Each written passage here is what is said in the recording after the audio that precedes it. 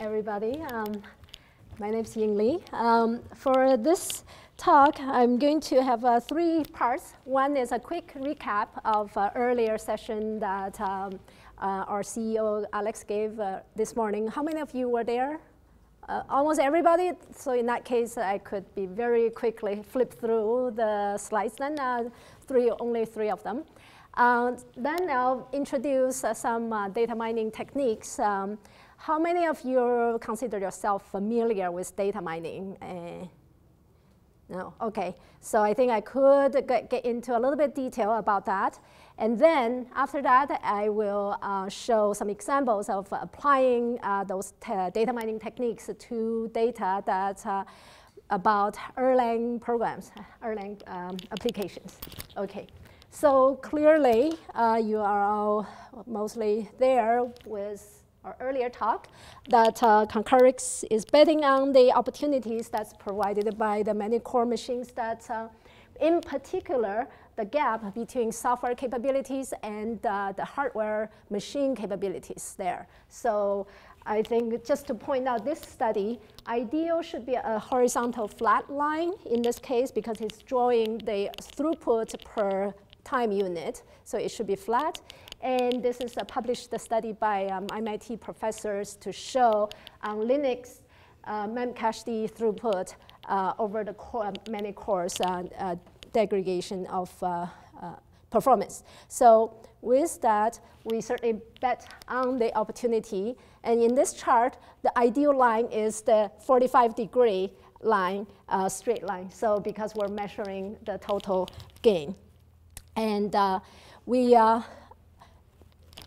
and then Alex showed this example earlier on, this work, so without going into detail, since most of you are there. But to add, we do believe that the red is achievable there, in particular relevant to what I will be talking later. And if you draw the line of the 45-degree, because of the axes are somewhat different, the slope is rather steep, so the huge opportunities there. And indeed, we have reached the 45x performance gain in the application we studied in under these conditions. So moving on, and just quick recap again of visualization, this memory usage, message communication between processes, and in this real-time animated summarize the data between processes communication. Okay, so now, since you look at the visualization, and particularly Alex's demo, I'm pretty sure that most of you have used some, perhaps even all of the data elements in your studies, in your daily development of Erlang code. These are just the elements are listed there. As of now, we continue to grow data elements. What's our contribution here is rather, I think if you used any of such or several of such data elements, you would agree that it's not that easy to just get data together. So tremendous amount of work is needed depending on your skill level to get all the data together. So what we have done here is that to have used many APIs to pull the data together in a very easy to use manner. And particularly, if you think about studying programs using trace data, this is not necessarily something new that's not done before. In particular, for instance, Microsoft's Windows Watson, Dr. Watson data, and that's has been done in the past and then brought benefits to the business. What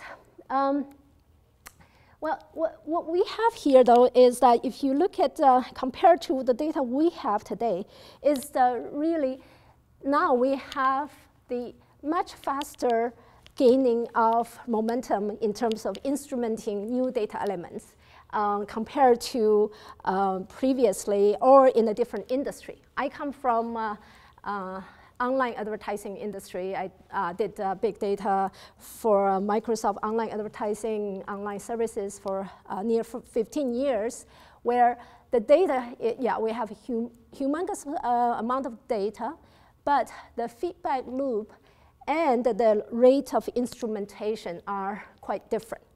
And that since switching to this study field, I have been tremendously pleased with the ability to instrument something that we can just gather data. And the feedback loop as well, so that you can go back to the code and then make changes to the code, and the behavior would be, you can observe the behavior. And that is quite fascinating for someone coming from a different field. Okay, just to mention this data, also to point out the time dimension. So all the data, when you see in our websites, that's in real-time animated display of data. But all the data actually funneled through AWS S3 storage as well. So in every 2 seconds time window, we would have a snapshot. So accumulated snapshot over time. And then this time, put it into a data mining analysis brought further benefit and complexity as well, but exploded the power of data. So when I first started to think about this space, I don't come from an Erlang programming. Didn't even come from programming background. I'm trained a mathematician and trained to be a data person. And coming in to say, I talked with our developers and then say, how about we gather some data to look at any time moment, to look at all the Erlang processes of their state that they are in. So we got that data, and then I've studied the different software packages in R and in different statistic packages, and I plotted this way. So I just explained to you, the color code is, a main color code is for the state of each process is in. So green is free, and this brownish is uncreated. So that makes sense. In the beginning, the x-axis is the time. So in the beginning, lots of process uncreated. And then you see some created but waiting. That's the light brown. And then over time, you see more yellow coming in. Yellow is running state. The process is running. And the red, pinkish is the garbage collection. And then it's done in green. So you look at this. This is a percentage, and at each time interval, the distribution of the state over all the processes. And in this particular code, there are about 4,000 processes in the system, and the scale is 0 to 1 because it's a percentage. And you say, oh, this probably makes sense because, just like I explained, over time you see the change of state of different process. And then if I plotted this state over by each individual process, so now you see over 4,000 processes there. At each time the state is in. Now you see, oh, okay, a little bit more of the things are showing up somewhat. And you can see a lot more of the pink red is showing up. And well, you say maybe it's not too bad, perhaps, because garbage collection happens. And as we kick in, eventually they all finish. Then, if we draw the diagram in just by a sort. So I sorted all the processes by the amount of GC it's in their lifetime, in the process's lifetime. And now you see this picture. It's the previous same picture, just a different sort order. There are 2 points to call out. Now you see a good portion of processes spend their continuous entirety time in garbage collection. That's number one. Number two, you see there's somewhat a triangle going down that way. If you look at that region, that means such process, which spend majority of time in GC, will grow if you let the code run over time longer, right? So that triangle will go down that way, right? So that's, of course, I'm just a data person, so when I look at this, I don't know what to do about it. And when someone who are more familiar, like Alex, will look at this, he actually was, before I even say anything, he was, oh, wow, this is fascinating. I said, what is fascinating, Alex? Before I even gather my head around, he already was able to point out where the code that he could fix. And he actually reported earlier this morning also that we actually get gain from such insight. And that needed his expertise in understanding the code as well, not just data. So I go back to talk a little bit of data mining now. A typical data mining process, and I draw in that cyclic process flow, that basically between business understanding and data understanding. That is, business understanding would be in the online advertising space. We would want to understand the business goal. We want to understand the typical scenario, the expected user behavior versus observed behavior, and draw the difference and make different models. In this space, perhaps understanding of the program, understanding what the code needs to be accomplishing. And the data understanding also is important, that what the semantics of that's in the data, and not only just understanding the syntax of the data. And then huge amount of time is actually spent on data preparation. Let me see there. So data preparation, oftentimes you massage the data into the form that's mineable, where we call it modeling. You throw the data into different modeling software statistical packages, your own code. You build different models, and you evaluate the model against the data, and possibly oftentimes you go back until you get satisfactory evaluation before you can deploy. So this cycle typically goes around, I would say, for any satisfactory model, probably easily in the tens range, probably over 100 sometimes to get one satisfactory model. So early on, there were some discussion about whether you actually, how much spun up would really help, and then, how much memorization, when you do that, and, is it sometimes automatic? Just to do it automatically may not really, it could be having certain effect that's undesirable. That basically, my thought would be, usually you observe the data many rounds, and you iterate on the model as well.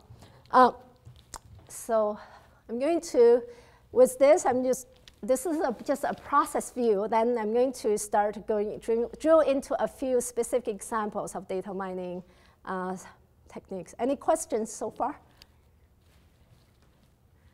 Okay, and I want to particularly call out is oftentimes I made a point of here saying discovery of non-obvious. Well, this one oftentimes it is. You will see this definition in in all the you search what is data mining, what is machine learning. You often will say, well, discover non-obvious things. That's the power. But as a data scientist working on data, actually, a lot of time your discovery is what's called confirmative. You actually would confirm the code is doing what it's supposed to do, or the user is the predictive model of the user's click behavior is doing what it's supposed to do. It's often confirmative. So therefore, I just want to make a distinction of that, because I certainly have encountered a lot of that. When looking at the data, I show a chart. I thought the chart was quite interesting to me, and I show it to our engineer. Our engineer would say, yep, it says the code is doing what it's supposed to do. And to me, that's actually good news. So don't just cross out any data work to be say, you didn't tell me anything that I did not know. It's the confirmation from data that's also very important. Okay, so first of all, when working with data, with any data mining analysis, ability to measure similarity is very important. So this the ability to measure similarity, it's just because you will encounter different objects. You will encounter data that's in different format, in different shape.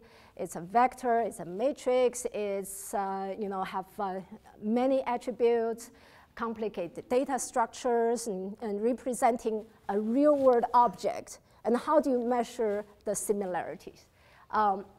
And typical, if you line up the data elements into a vector of a fixed order that so that statement itself means a lot of work, actually, because the processes, for instance, if you line up all the processes, and then so that you can create a data vector, but the problem is that the processes actually come in and out, become alive, and then die, or get finished.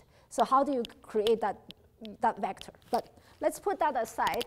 So if you are able to line up all the data points along a fixed order, and basically you get a data vector. And then you can do some existing straightforward mathematics.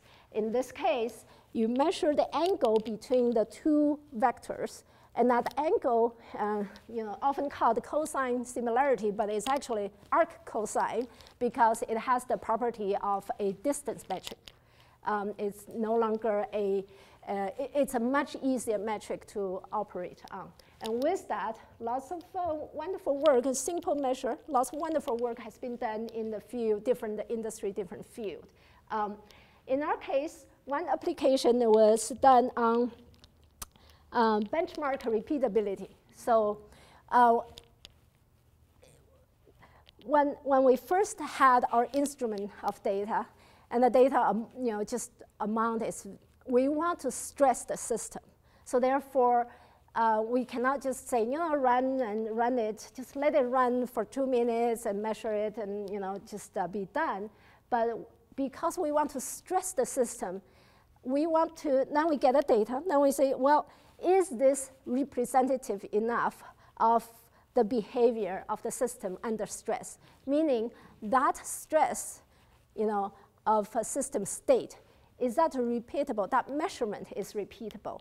Of course, you want them to be repeatable in the sense that your measurement makes sense, right? So this one, in this case, we line up the data and measure the similarity as the data observation for each observation, and then you calculate the cosine similarity. And it turned out this bench run, we call it the bench run. This one, the third one has 1, 2, and 4th are more similar to each other, and the third one is slightly different.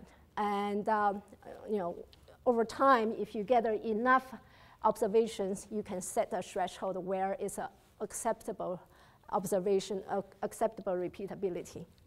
All right, that's one, measuring similarity. And this one will be used in all subsequent studies. So clustering, many of you probably heard of clustering, right? So in this, it's just a very simple group similar things together and then put dissimilar things separately into different groups. And assuming a existing metric. Very simple algorithm here, I give one, is this is the typical k-means clustering. You probably heard the k-means as well. So you basically start with the initial set of centers, and then you measure all the points, assign the point to the cluster that's closest to the center, right? So this is explains that. The p is the point to the center for I, is less than p to the center of t for any, center j for any k, for any j that's less than k within the center. So you have an assignment of p to the cluster. And then with that assignment, you update the center. Because you shuffle, basically you shuffle things around a little bit, you have to update the center, which is t plus 1, you get to the center from center of t and calculate that. And then you repeat until this process converge, or until certain measurement of change is within a small sigma.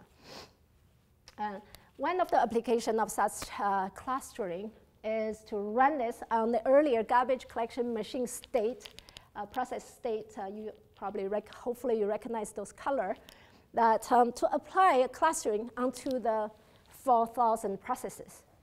And in this case, after applying, running a clustering model onto it with some distance measure on the sequences, we actually achieved a 5 cluster. This is actually of importance in the sense that now you can treat this 4,000 things in 5 different ways.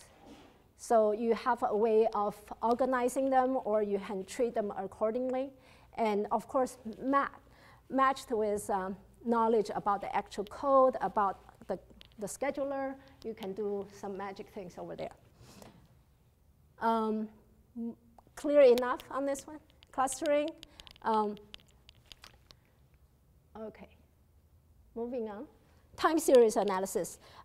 Because we've studied particular interest is the state of the process changes over time of their behavior, their different work done over time, their consumption of resources over time. So the study of time series is of particular use here.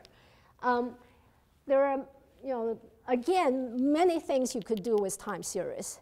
And same applies to the previous example of clustering. There are just about hundreds of thousands of algorithms that you can do clustering.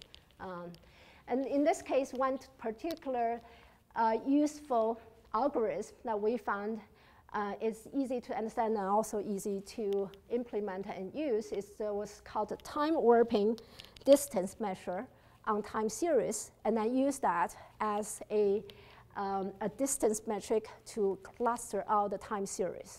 Because again, you think about each this. By the way, I show those time series. It's intentionally kind of serve as a background, but each of this little squiggle is one process of that process memory usage over time.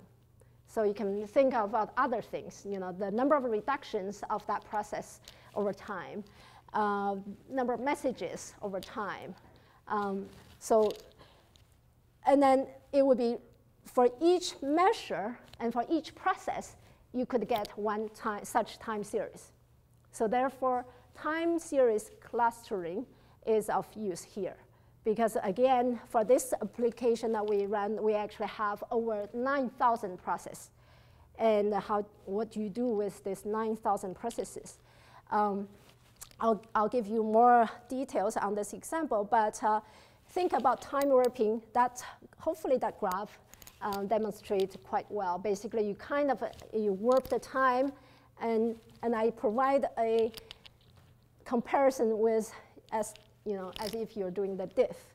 You have an insertion. You basically think about shifting the time out and delete. You think about shifting the time in to compare two time series. The top series and the bottom series, there's how you measure the similarity.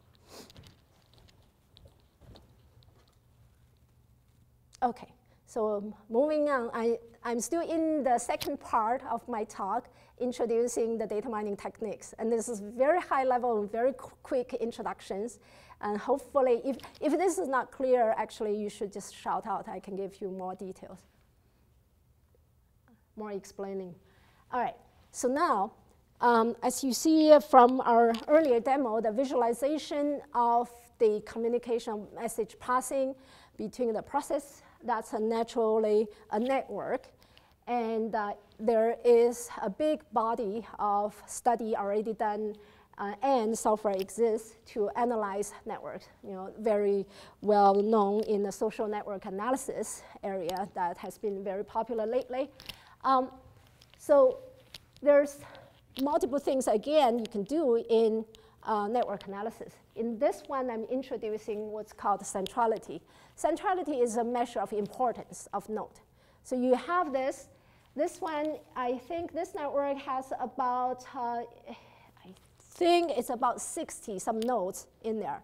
Each node represents one process, and the edge represents a message passing between two processes. And there is a direction.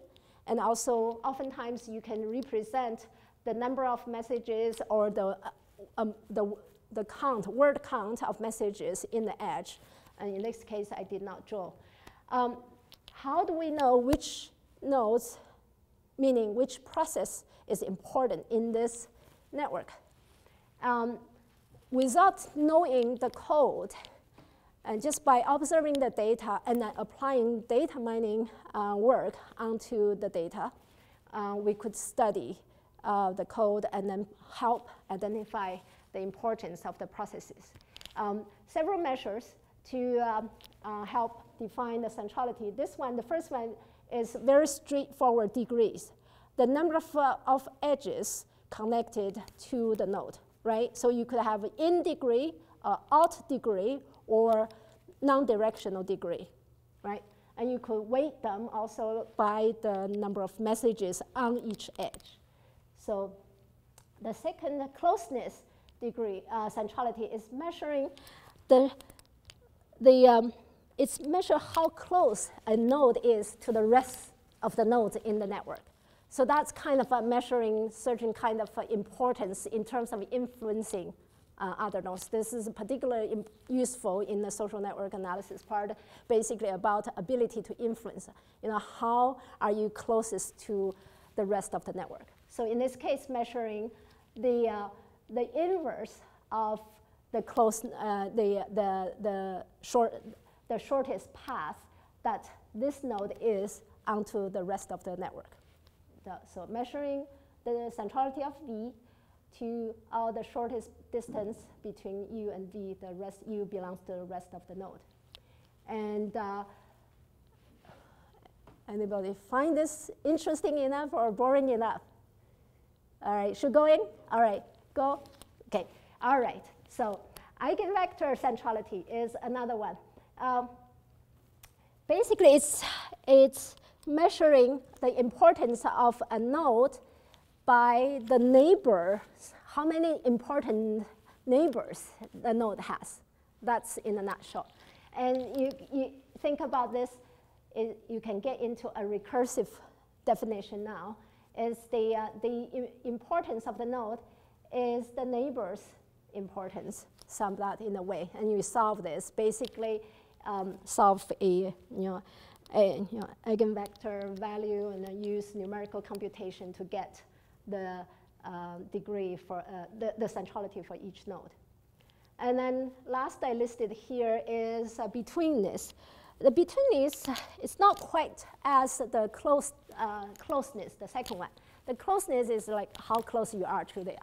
The betweenness is that how much are you on the path between other communications. So that's another importance. So then this one, you say, you find for the node, you calculate the importance of the node by finding the shortest path from S to T where V is on versus the total, right? So you get, of a fraction, what's the percentage of the shortest path between any two pairs that I am on, right? So I'll show examples to applying this importance measure on nodes, and to share with you that potential application could be maybe it will help identify the bottlenecks or identify the major workers in the network. Okay. One more introductory technique of in the data mining application area is that community detection. So this one, again, concept is very straightforward. grouping similar nodes into groups, you can imagine that potentially you could use the different measures from the centrality to apply to community detection. I give one example that you could use betweenness as a measure to compute the community in this case.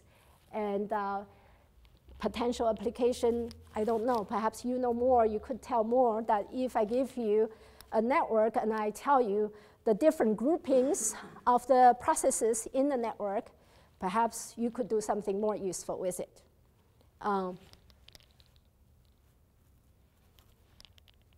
Is it all clear, everybody? So algorithmic-wise, that's a different algorithm. You could run clustering. You could run minimum cut. So think about this. How do I detect community? You start to calculate something, and then you start to cut the edges, and then see, now the network is cut into different pieces, and then you just recursively cut. And that gives you a hierarchy of cuts, and then you can select where you want to do the clustering or where you want to do the community selection. OK, so with that, I'm going to get into the third part of my talk, is to apply some of these techniques to the data we have obtained. Thanks to our earlier customers, we have some data of running applications and in running code of some sample code and collected data and then run some analysis on them. And I want to just mention that I think I have already repeating myself, that the data is available in S3. And all the application of what I'm showing now is on the data that you would get in, as if you downloaded Concurrix code in the runtime machine, you could get the same data. So there's no, magic data that I'm getting outside what we make available to everybody. But in the meantime, it is a offline analysis, so it's not quite in our product yet. But they influenced how we put together our product offering by doing lots of such analysis, right? OK, so the example that I'm showing is our own website, concurrix.com. And you saw the demo earlier this morning. And we are, when we look at this, we collected data. In this case, we ran the longest running the data we collected was 17,939 snapshots. So imagine that, little squiggles that I showed you. Imagine that times 17,000 times multiple measures times the number of processes that's running. So it is a big data problem.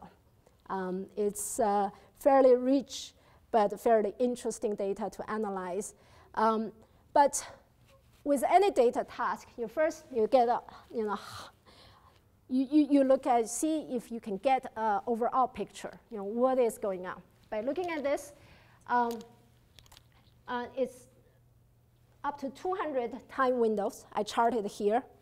And it's all aggregated already. So the purple line is number of total messages at each time between all possible processes. And then the green is total communication pairs. And blue, I'm reading it because the legend may be too small. The blue line is the third from top, is the number of live processes at that time. And then red is the number of active. So live, it means it's still there, but active actually sending messages or receiving messages, number of processes. So you look at this, this makes sense, right? You say, well, I have more live process than the active, and I have more pairs of processes, the green than the live. And of course, I'm sending more messages there, so it makes sense. But you see there is a spike there, or something happened there. What is that? And this, by the way, I did the analysis, just basically just go to S3, get the data, and start analyzing. without knowing, that, oh, something happened there, and then let's look at the data. All right? It's not that I designed some change, I planted something there. Actually, I only see this after I wrangled with data for 2 days. So what's in there? And in fact, I have no way of knowing because it was already passed. It was something happened on our website. So no one actually could know, what's happened on that particular day at that time, but we knew something happened there. So, but continue the data exercise, see what we can find, what's in there, what the data says there. And say, let's look at the reductions over time. So perhaps the number of work, done, look at the same time window and see what happens there. And this one is kind of saying, well, there's something happened here, right? But wait a minute, this one is around the time window 50. And this one is actually clearly not 50. Well, there is a little thing there, but that's not 50. There's the bigger one we're studying is around the 96, 97. All right, so you say, okay, the reductions don't tell us too much. Now let's look at memory, heap sizes. Well, clearly some pattern. You see cyclic behavior, and something happened in the beginning, and but still around 97, nothing we could spot, right? So let's look at, then you say, what do we do? After this, usually, as a data person, we will say, let's zoom in. Let's drill down into time window 96, time window 97, look at what happens there. So you study the heap size first, and then we say, okay, let's look at all the heap size and see what we can find out. We actually run the clustering. In this case, over many thousands of processes run through the clustering. We find actually 5 clusters. It actually naturally mapped to the MFA structure, which actually makes sense. But in this case, because we know the code, you could have studied the data by saying, let's start cluster the process by MFAs. But I wanted to do this exercise so that we know clustering will help us when we do not know the MFA structures, right? So in this case, and I showed you, this one was that there's clearly, all of these come from the same run, and the clustering actually put different processes into clusters. That actually makes sense. And I just want to explode into the big picture. So in this case, I show this 2 from the top of the 2 processes of the rightmost column. And there are 2 different processes. And you see they're somewhat different, but you can see they're kind of a similar shape. The clustering makes sense. And one can say perhaps we could code it, or we could change certain parts of the machine or system to do things together on those processes that have similar structure. Okay, so let's look at the network centrality. Let's zooming in into node at a time 96 time window. And when we show this, when we work on this network, let's work on the network centrality. And the top process shows up. And then for people who are familiar with Chicago BOS of the web server, and the HTTP manager init, URL prim loader request, OTP ring, BOS MQ, and the gen event init.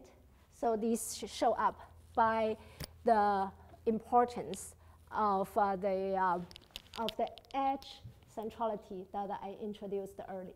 Okay, and we can do that using the betweenness centrality on the same network. All right, so you see they're different. Some shows the same. The top one, HTTPC manager init, same. Then it's different.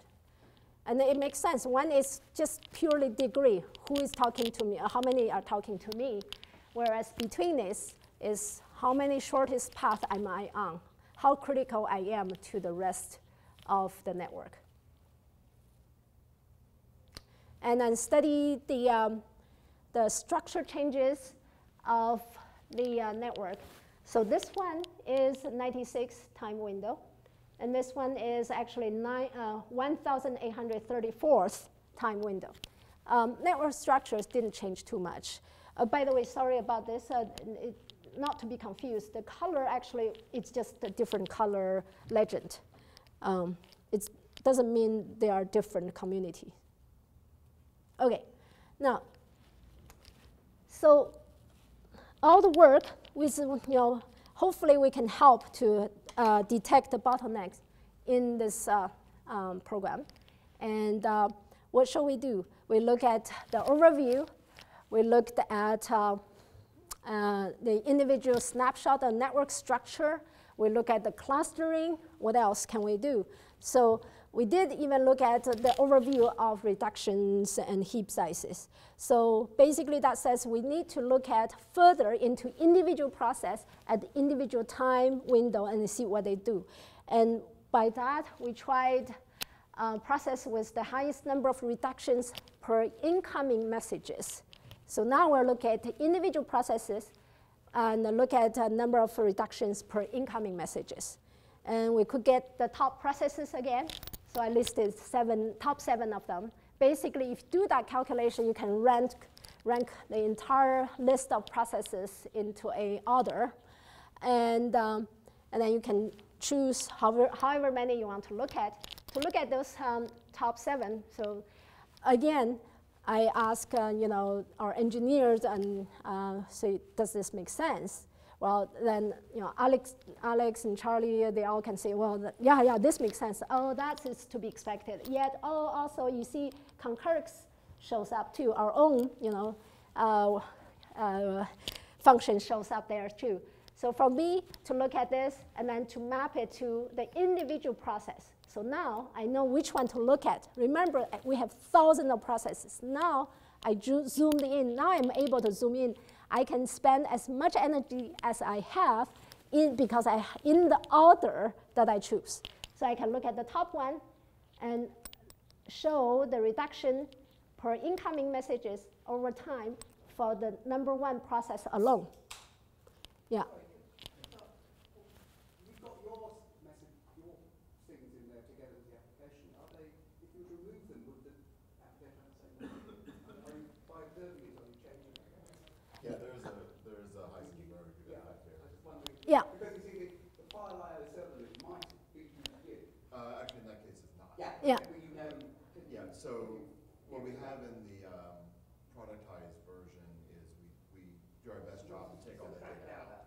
Yeah. And what we have here in our basically trying to understand, sort of the math behind this. We include all the data because, Yeah. so we can understand what the observer effect is.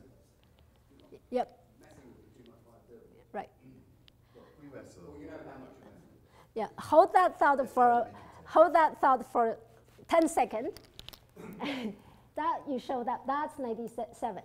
You show that. Let's look at the next one. That is the Concurrix one. It shows there. And you see, well, this didn't really peak anything, but why did it show up, right? That was a good question, right? So because you visualize, you cannot see that spike. And you look at the next one is HTTPC handler init. That shows up there too. You see the spec there? And next one as well. So what's this?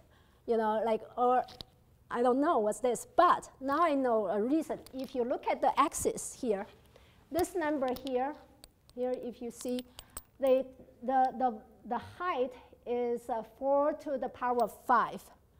All right, so this is in the 100,000 range. This one is in the 1,000 range. So it's 100 times magnitude, right? It's quite different. And this explains actually why when you look at the overall picture, you actually cannot see because this guy actually influenced a lot of that.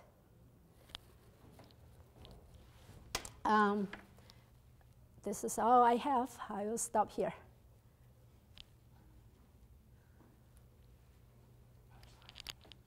Huh? Punchline. Yeah. Yes. Sorry, Alex. hopefully, we can put this into a high degree of confidence for automatic bottleneck detection. Questions? Yeah. This is really impressive talk. I like it very much. So, are you using Amazon Web Services for this analysis? And this is real time or batch processing? And are you making any use of recent kind of Redshift data warehousing on AWS, or this is just a custom code on Amazon instances? Yeah. So just repeat for people online. The question was, are we using Amazon?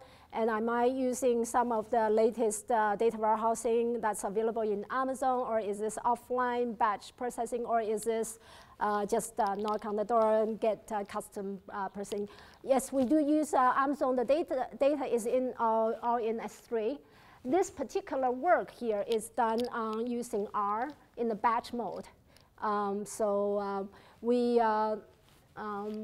hopefully we could productionize this into a fashion that's acceptable to our user experience, that you can use the insight that's generated in a timely fashion and in an acceptable manner.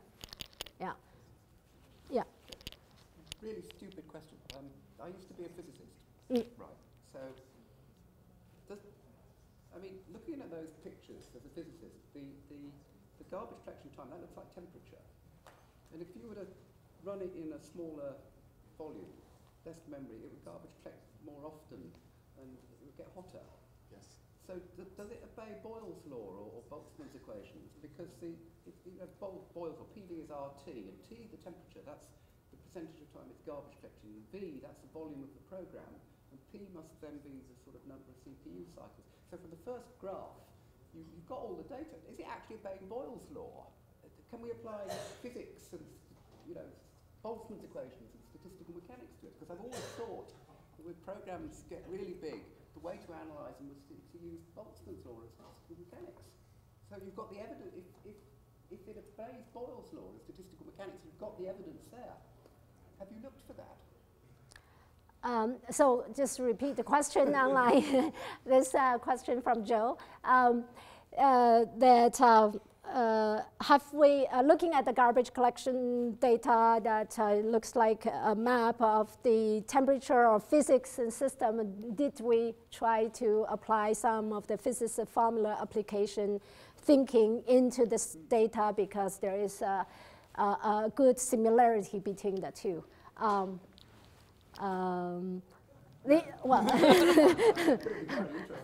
But in a sense, the insight that you have is exactly what we're trying to do. I think some of the work, we're trying to apply big data analytics and sort of try to figure out these more physical laws, if you will.